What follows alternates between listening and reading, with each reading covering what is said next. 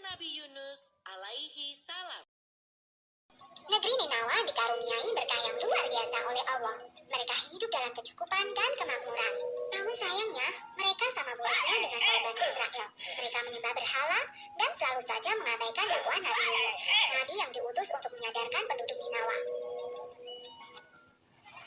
Nabi Yunus terus berdakwah bertahun-tahun lamanya, tetapi penduduk Ninawa tetap tidak mau menerima ajaran Nabi Yunus. Bahkan mereka tidak takut terhadap ancaman azab atau siksaan dari Allah. Mereka tetap saja menyembah patung-patung dan benda-benda bertuah lainnya. Sikap membangkang penduduk Ninawa tersebut membuat Nabi Yunus marah.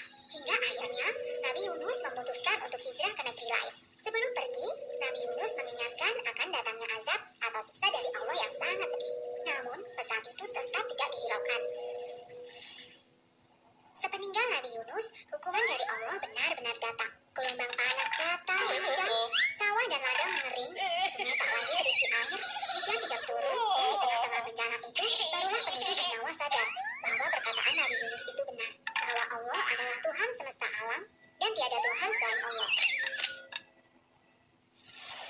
Sementara itu, Nabi Yunus menumpang sebuah perahu untuk pergi ke negeri seberang. Di tengah jalan, badai mengamuk, membuat perahu terombang-ambing. Lama-kelamaan, air pun masuk ke dalam perahu.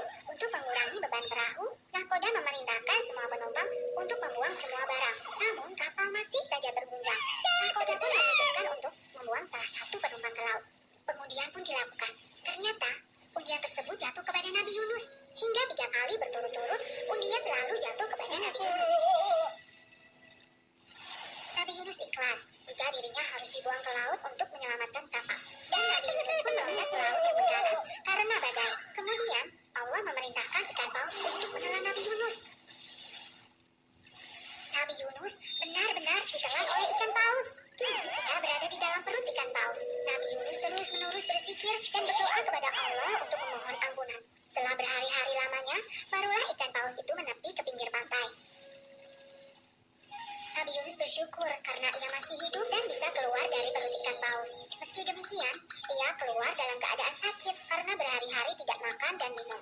Kemudian Allah menumbuhkan pohon labu. Nabi Yunus diperkenankan untuk makan buah labu tersebut. Hingga akhirnya tubuh Nabi Yunus kembali sehat. Selanjutnya, Allah memerintahkan Nabi Yunus untuk kembali ke negeri Ninawa. Nabi Yunus pun mematuhi perintah Allah.